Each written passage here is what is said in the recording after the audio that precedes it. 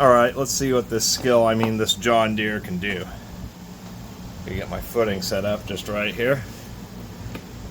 Brace against the counter action. I should be okay. This is going to be a bit of an interrupted cut.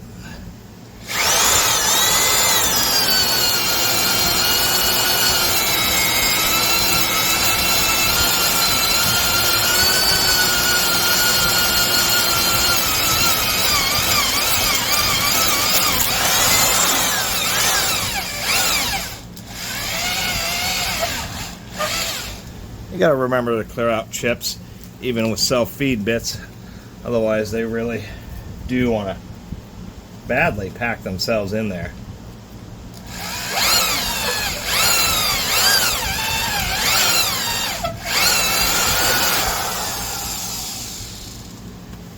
Anyway, it bogged down quite a bit. That was about what this drill would do. It would probably do, this is a 2-inch or a 50 millimeter. It might do a 2 9/16 or a 65 millimeter bit in softwood, but it's the 1/2-inch Super Duty drill that's really just a regular class heavy duty drill. It isn't, you know, torque monsters like other spade handles, Milwaukee's, Rockwell, Porter Cable, you know, DeWalt, Black & Decker heavy duties, Makita 6013 BRs. All of those are all more powerful than this drill. But, you know, it's okay. It's just funny John Deere is selling this, and this isn't going to power any kind of grain augers or winches or stuff like that. But it makes me wonder if there were John Deere branded like 5/8 or 3/4 inch drills. Catus Maximus here. Not a lot to say about this John Deere 1980s 1/2-inch quote-unquote Super Duty drill. The term Super Duty is a little questionable on this. 5 amps, 600 watts input, double reduction, 650 RPM. This is indeed made by Skil. Not a very common model, even from Skil.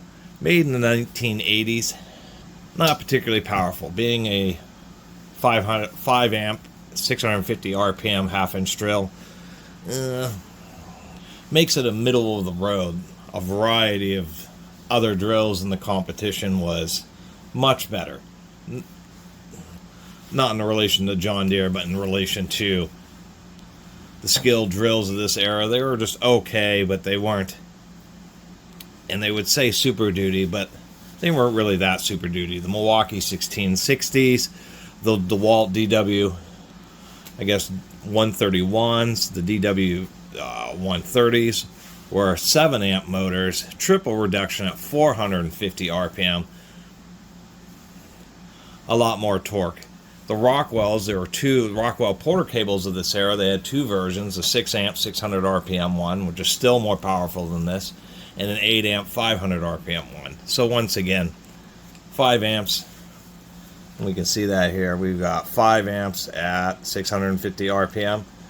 Surprisingly enough, I believe this was indeed made in Chicago. We can see it's made in USA, but they don't mention made in Chicago. So one interesting aspect, if we look at the gearbox, no holes. They're actually running the screws all the way through. That's probably one of the biggest design aspects of this drill. This happens to be the TY 9034. There's also a 9035 and a 9036, which were like 3/8 versions. But this was the big daddy. John Deere actually has a history, I think, of at least a half a century of having house brand tools. They're not very common. There's both been hand tools. I found some John Deere screwdrivers once, even made a video about it. And there's power tools, and there's actually John Deere branded air tools like impact wrenches and air drills that you can buy today. So what it seems is that they're dealers and service centers. Somebody gets something or needs to replace some sort of component for their equipment, and they say, I need do you guys have an impact wrench? Or do you have an electric drill or something that I can deal with this repair? And so John Deere says, yeah, we have XY, or in this case TY, house brand tools that they sell to people, and they're just not very many of them were sold, and it is pretty rare to find something like this, a John Deere branded 1/2-inch drill. Once again, being a Skil. Variable speed reversible.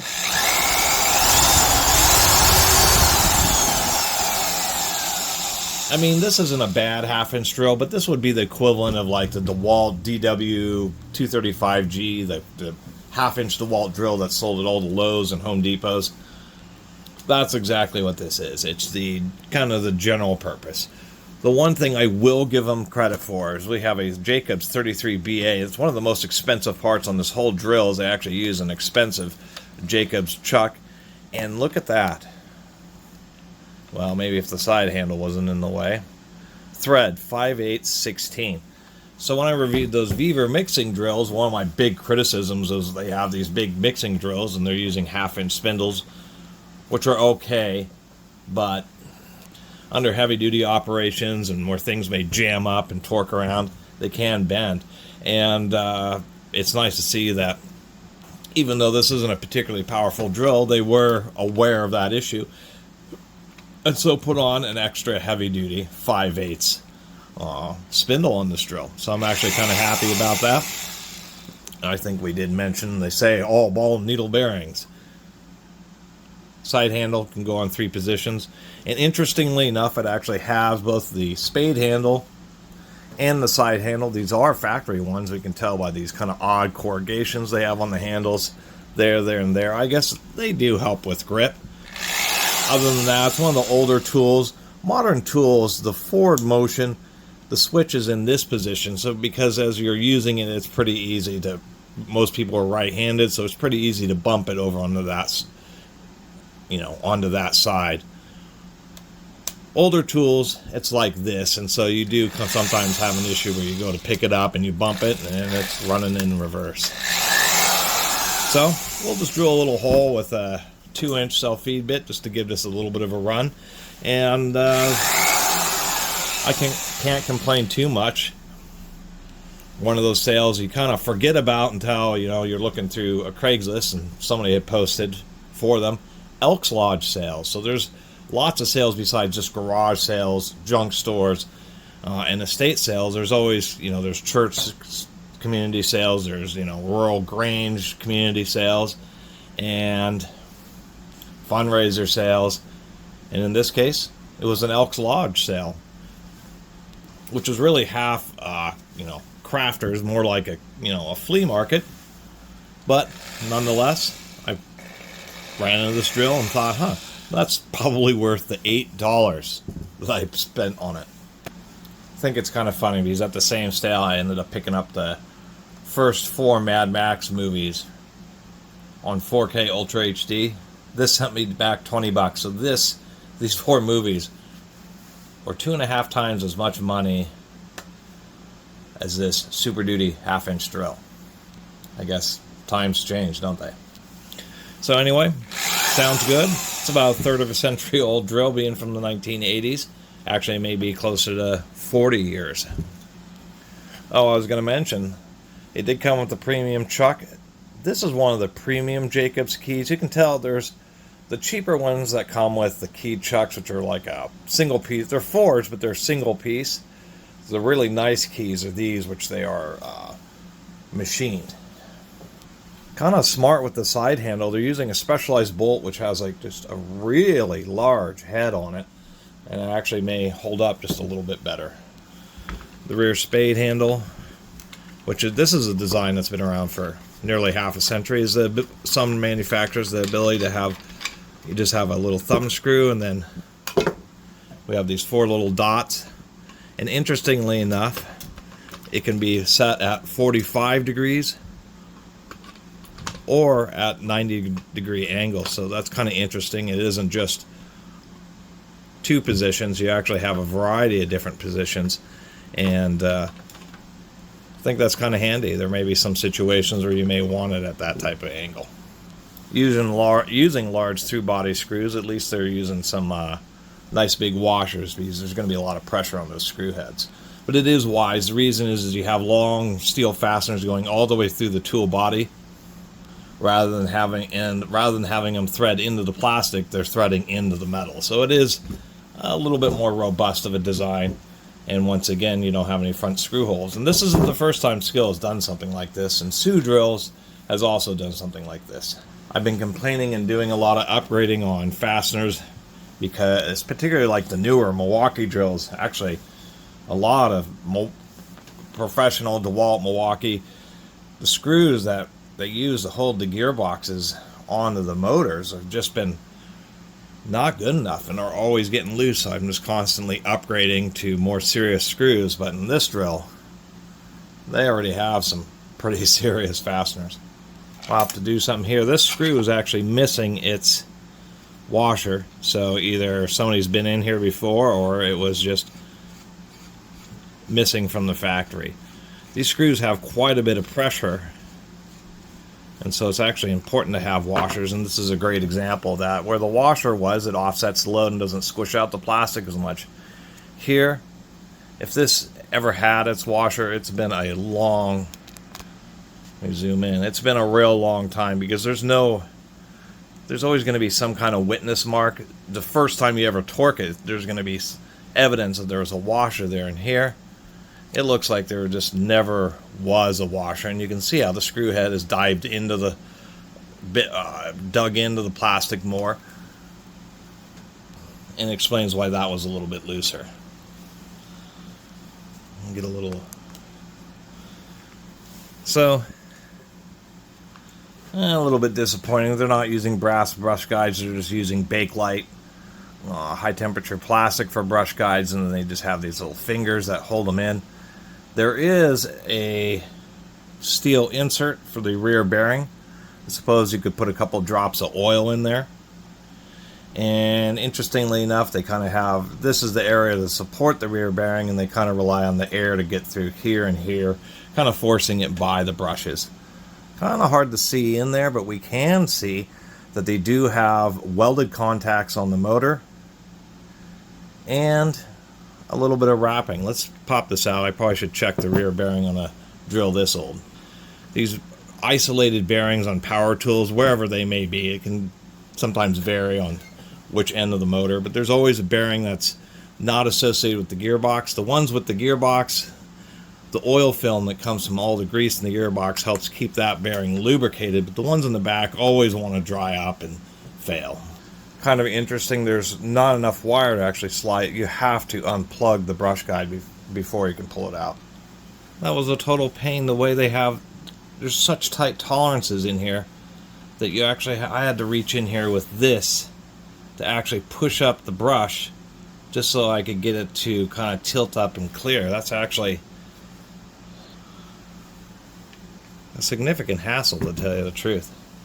And kind of specialized. That tab that it connects to, it is better because it directly is connected to an embedded copper wire, so a little bit better power delivery.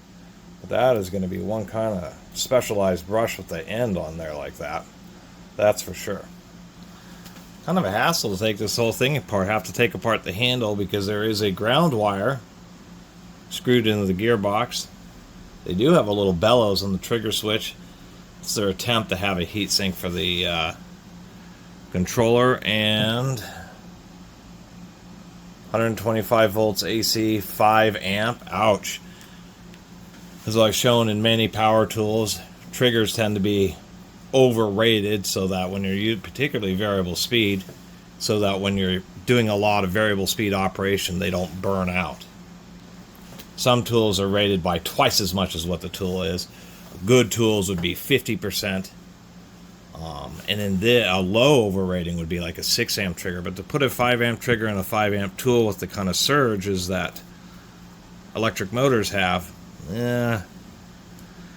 it's one of the reasons why these Skil drills were considered, decent American-made drills, but they once again weren't the Milwaukees or the Sioux or the real Super Duty ones. As I've mentioned about the importance of bearing pre-tension, we do have a wave washer in here to make sure that happens.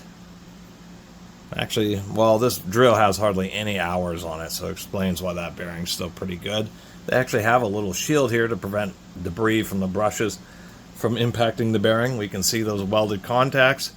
We can see a little bit of extra wrapping right around the contacts there. So overall, it is not a bad motor. We have a little baffle here, and I'm trying to figure out what this post is. They must be using it as a type of alignment post for the gearbox. Interestingly enough, the way this gearbox is set up, once you get it all apart, there's actually another screw that holds it together. Awful lot of fanfare just to be able to put new grease in the gearbox, practically having to rebuild the whole tool. Anyway, double reduction, but some pretty big gears. That is a pretty big output gear. This is the era where everything was fine teeth, and on the higher load secondary stages, they would just make the gears wider, when it really turns out that you want to have thicker cross section. We can see the little needle bearing for the idler gear, or yes, for the idler gear. And there is our idler gear. So we can see we have quite a bit of, actually I think that may even pulled out a little bit here.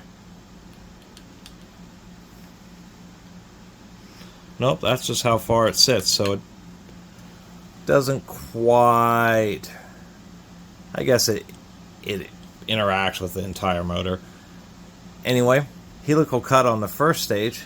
Fine teeth, 7-tooth, little arbor.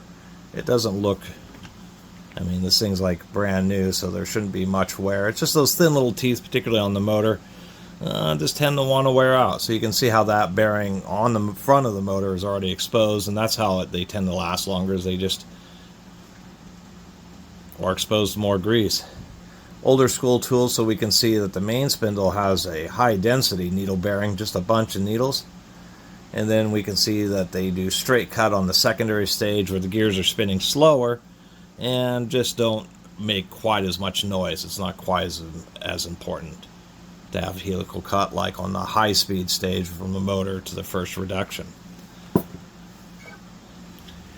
And really looking at it, I don't know if that gear is much thicker than this gear. This may be a drill. This may be a drill that if you use it to the point of the gear stripping, it would probably be this secondary stage here. It just isn't beefed up enough to really compensate for the additional torque. It's a nice heavy-duty drill, but that is something that's, careful attention to gear design has really shown to be one of the things that sets apart a Milwaukee or another really nice quarter drills from ones like this, which are heavy duty, but aren't in the top 5 or top 10 best ever made American electric quarter drills. That's for sure. I was wondering, we don't have any alignment pegs per se. As I've mentioned, gearboxes need to be reassembled so that they maintain the same angles, otherwise the gears rock back and forth. It causes pressure points and high spots, which just destroys gears quickly. But I realize what they're doing is this screw that holds the gearbox together is also acting as that specific alignment peg. I'll add a little bit of grease in here. It was actually a pretty tight gearbox because this grease still looks pretty good, and Jesus, this grease is 40 years old. Not a lot of air has gotten in there, so there hasn't been a lot of oxidization. So I'll add some grease to this and get this whole mess of parts back together. My goodness, I just wanted to look at the gearbox. That may be one reason why this through screw design isn't quite as common, is just because it makes maintenance just a little bit more of a hassle. So, in summary, it's a heavy-duty half-inch drill built by Skil in Chicago, and it's an example of what was a little bit annoying about Skil's heavy-duty drills. One, they called what was just a mid-of-the-road heavy-duty drill, meaning ball and needle bearings and a little bit more power, but it is not like so much of the competition when it comes to spade handle drills. Whether it was before, when this was made in the 80s, during the 70s, 80s, and 90s, and even now, it's just disappointing. The best part is the 5/8 spindle and the 33BA Jacobs chuck. That's an expensive chuck. You can get those today, and it's about $60 for one of those. Otherwise, it's interesting that they use through bolts, so they have like a smooth gear case, maybe a little bit less oil that leaks through, but It's just totally annoying that if you just want to do some normal maintenance, like cleaning out and refreshing the grease in the gearbox, it all has to come totally apart. You got to pull out the brushes. You got to pull out the whole motor just to get that gearbox apart because of the screw that's in it. Secondly, the brushes, since they use linear spring brushes, why they didn't use standard brush guides externally accessible with the caps on a drill like this was an obvious cost-cutting measure, because those brushes are only like this long, when in other drills in this class the brushes are going to be 50% longer to twice as long. And just cheap Bakelite brush guides, so they avoid the whole cost of the, you know, brass brush holders and all that, and that's also a disappointment.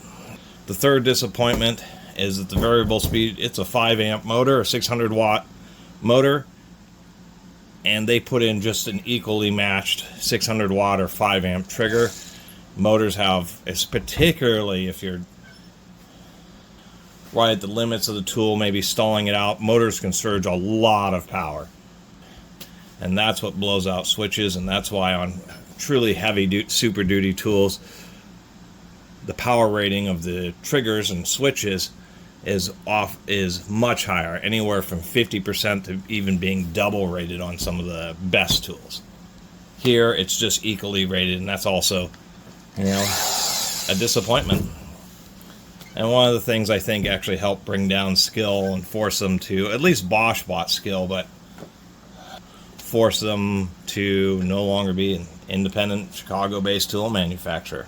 And as far as John Deere is concerned, I'm sure this isn't the first time a product with a John Deere logo has failed to meet its advertised and labeled properties. Anyway, thanks for watching. See you next time.